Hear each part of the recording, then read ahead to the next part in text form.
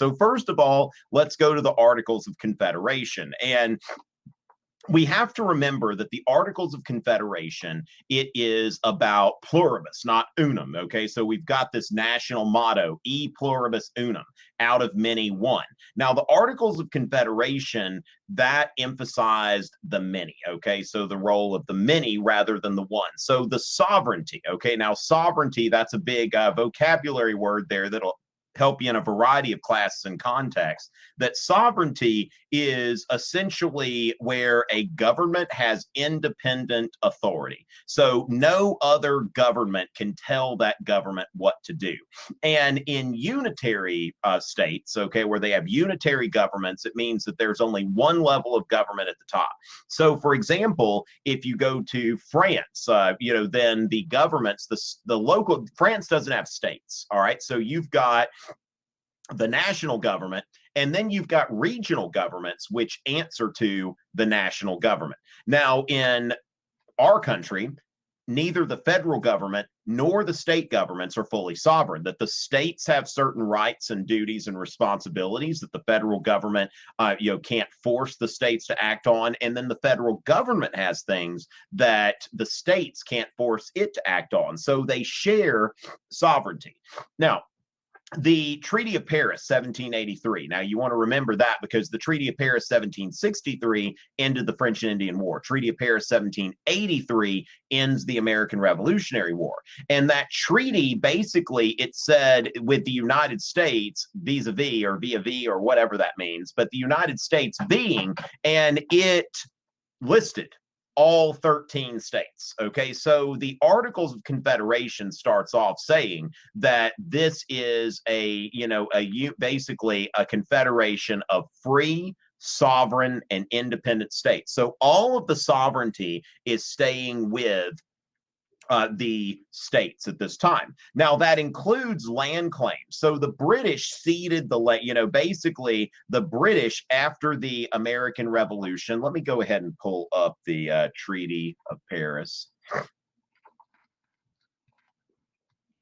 Okay, and see what we've got here.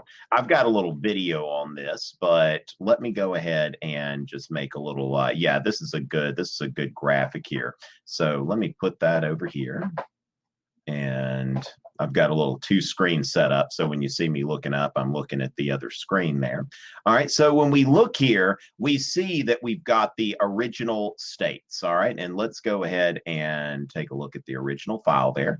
And the British ceded all of this land out here. Now, the states basically claim stuff all the way to the Mississippi. So what we see here is Virginia had this western land. Virginia claimed all of this land along this border with North Carolina and south of the Ohio River. Now, in 1792, that was admitted as Kentucky.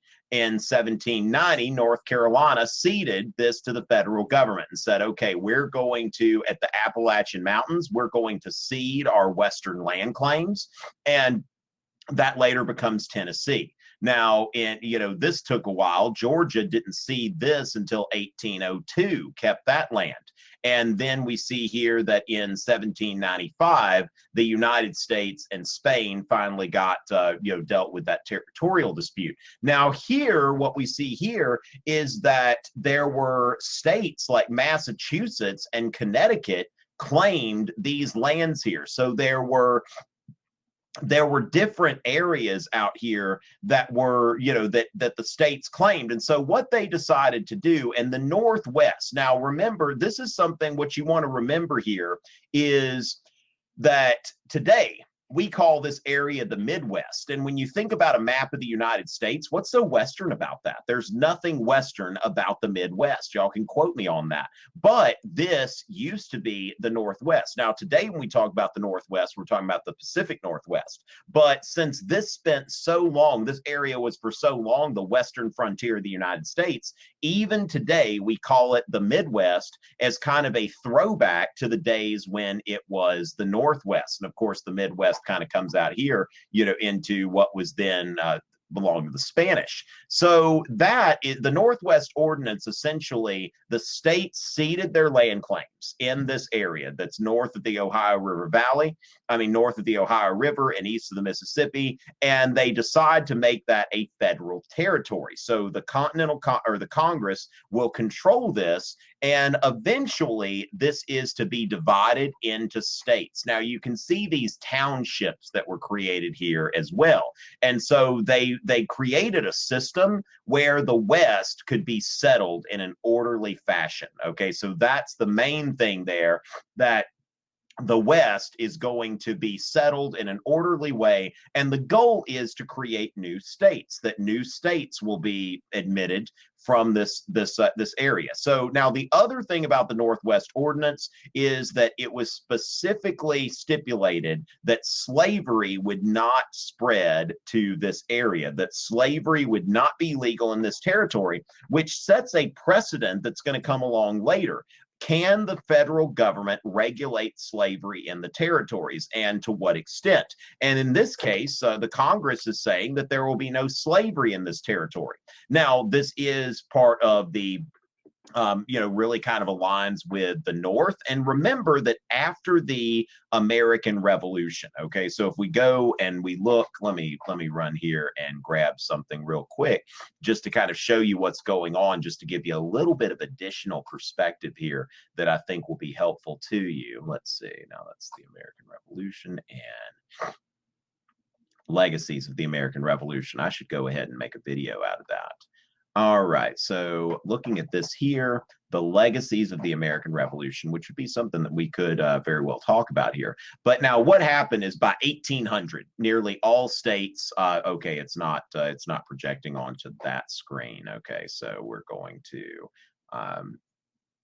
hide that. All right, so as far as this goes, let me make this as big as I can. It's not wanting to full screen on my second screen here. So by 1800, nearly all states north of the Mason-Dixon line. Now remember the Mason-Dixon line, and it's easy to remember because it's a straight line.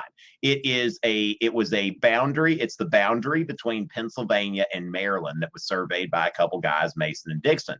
And so all of these states by 1800, nearly all, because New Jersey took a little bit longer, but these states passed gradual emancipation laws. And so now note at the same time, few northern states allowed free black residents to vote, and some even banned free black settlement. Now remember that even though slavery was legal in every colony at the time of the American Revolution, it was not really a major part of the society. So you can see here that New York and New Jersey, with 7.6 and 7.7% black population, Rhode Island is kind of close there. But other than those three, we see that the African-American population was never greater than 3% in any of these states. Okay, so never greater than 8%, but not greater than 3% in most of them. So you see that slavery in the North was not really a vital part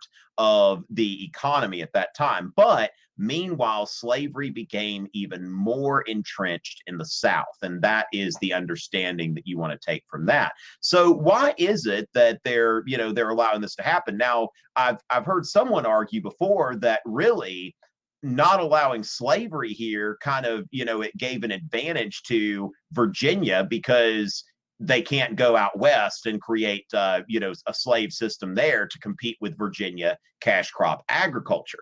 So as far as that goes, now the other part of that is there was a common belief at the time that slavery was on its way out. All right, that slavery is, the North is gradually getting rid of it, and next the South's going to come along and do that as well. So it was kind of a progressive sort of outlook that, we're going to go ahead and not have slavery here. And conventional wisdom said that slavery is eventually going to be on its way out throughout the United States. Now, as far as that goes, moving on to federalism. Okay, so federalism is essentially two levels of government. All right, so it's when you have, instead of having a unitary state, you have governments, share sovereignty. Okay, so that is something that's very important, that these governments share a degree of sovereignty. So sovereignty, like I said, that's where ultimate power resides. And in the Articles of Confederation, each state retains its sovereignty, freedom, and independence. Every power, jurisdiction, yada, yada, that is not expressly delegated. So what we see here, that's two levels of government. So the federal government in our government even today does not hold all of the power. Some of that is held by states. Now, today, the federal government, I would say, holds most of the meaningful power, but under the Articles of Confederation, the state governments delegated foreign relations to the federal government. Now, let's think about this. Our Constitution is even written to talk about delegated powers, all right? So the powers that are delegated. Now, if my principal delegates something to me, my principal can do that because delegating is passing something on to a subordinate.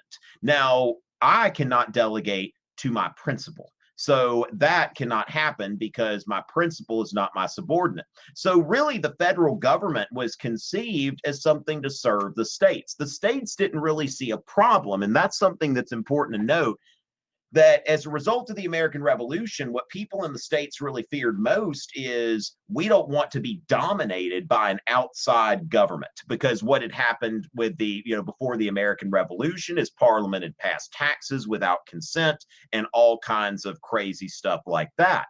And so they're thinking we want a weak central government and strong state governments because we don't want to be ruled over by someone outside of our boundaries. And so essentially, I encourage people to think about the Articles of Confederation as really kind of a glorified military alliance. And if you think about in a military alliance, what powers would the central government have? And so, they have powers over they can organize the Army and Navy, they can declare war, make a peace treaty, send and receive ambassadors. And so that's what you're looking at with the Articles of Confederation, that it is a form of federalism that has strong state governments and a very minimal federal government. But it's still federalism because the federal government does have some responsibilities that are delegated to it by the states. And with that, we see here and the Great Compromise. Okay, so y'all want to, this has been very interesting here. Y'all pretty much wanted to go on another topic, which is fine because y'all are the ones who are here and those are getting upvotes. So nobody's asked me anything about the American Revolution. So let's just go ahead and go on with it. Now, so the Articles of Confederation were seen as weak for a variety of reasons. One of those being that, the government didn't have the power to tax or anything like that. So, as far as that goes, let's see, that's the Great Compromise. Okay, so as far as that, let me go ahead actually and I'm going to be done answering that. And so what were the weaknesses of the Articles of Confederation? Okay, so Katie, remember that the Articles of Confederation had some strengths, because we won the war with the Articles of Confederation, but there were a number of weaknesses. So as far as that, first of all, that you had equal representation of all the states. So no matter how small or how large the state, it got the same say. So Rhode Island has just as much say as Virginia, even though Virginia is 10 times as big as as Rhode Island. And so to legislate, you needed 9 out of 13 states to pass any legislation, and to amend the articles, it took 13 out of 13. It had to be unanimous. And so from there, you see that there was no court system. There was no federal court system. There was no president. Now, remember, this was intentionally designed like this. It was designed like that to be weak. And so the articles, we won the war, and then the Northwest Ordinance, which we were just talking about, this was something that is seen as a great success of the articles. And remember that the Northwest Ordinance banned slavery in the Northwest Territories. But really, our problems are with a bad economy. And as a result of a bad economy, you had Shays' Rebellion, which lasted for, around nearly 6 months in Massachusetts because there was a shortage of money. All right. There's a shortage of currency. And so the debtor classes are asking for more currency. The creditors don't see a problem. And so you have this armed rebellion. And so going from there, those are really the main weaknesses